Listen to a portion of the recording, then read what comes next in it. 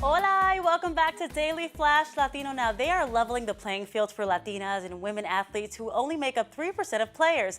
We welcome to the show Lily Travieso and her mom, Patty Godoy Travieso. Hola, chicas, ¿cómo están? So, Lily, you and your mom founded a nonprofit in which you help young Latina athletes to play sports. How and why did you come about with this idea? Yeah, so basically, it started out with my commitment to my dream school. Basically, on the way back home, we were getting nostalgic about the journey and how we got to where we got to, and my mom played a pivotal role in that. And so she was there with me through all my 10 plus years of playing softball. And the recruiting journey is a tough one. It's a roller coaster for sure. But all the adversities we face and challenges, I think, helped us kind of get all the information needed to figure out where I really wanted to go. And again, reflecting on that, there was a lot of girls that I played with that, didn't have the same opportunities as I did. And so we gathered all that information, and now we have the resources to spread the word pretty much. Let's go ahead and jump into some of the hurdles for female athletes that even you faced. Yeah, so a lot of it had to do, especially growing up, there weren't many access to, girls playing sports. So I'd had to play baseball first with a bunch of boys. And with that, once, women started to get more involved in it, there were softball teams. But again, we had to play on makeshift fields where we had to, wear the short end of the stick of men's jerseys. So we pretty much got the second end of everything. So I think women's sports in general were not prioritized in the local community. You know, something that we've seen a lot in headlines lately, all over the news, is the difference that, between males and females, especially when it comes to salaries. Can you tell us a little bit about that and how you feel about it? Yeah, I think there was a study actually that just came out and talking about the top executives and CEOs of women were all student athletes. So I think especially women, it empowers women and develops skills and disciplines that are necessary in the workplace. And again, creating those powerful executive women. So I think that representation in sports, especially in college athletics, is super important, especially for employment. What do you think? What does the ELLA acronym stand for, and how are you changing the sports program for Latinas?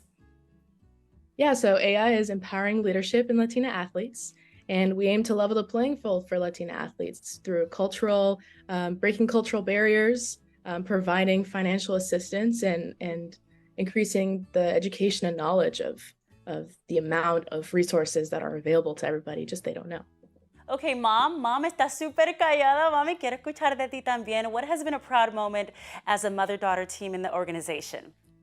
Buenos días a Hola. todos. I'm so grateful to be here, and I am so proud of my daughter, what she's done in these last 4 years. I'd love to hear her speak, porque está llena de mucha información. So it's been really a great time. Like she said, we reflected on the disparities that we faced and she faced. And I always say we because she played, but I also feel like I played with her and I was there with her.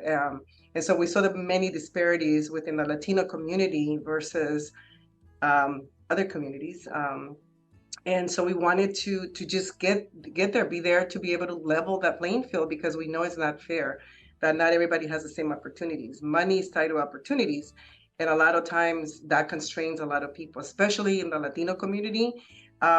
We lack resources, we lack connections, we lack all that. So it's really important for us to, like just stick together and help each other out because we're going to have successful Latina women in the executive levels. So it's really, really important. Okay, ladies, and you both can answer this question. Niñas que quieran entrar en el deporte, ¿qué mensaje tú tienes para ellas? Really, you want to go first? Or you want me to go first? You go, girl. Okay, so girls. So that's why actually one of the empowerment workshops that we currently have with ELLA is raising girl athletes. And I think a lot of times people think that athletes, just like leaders, right? You think leaders are made or born, they're not made. Athletes are made.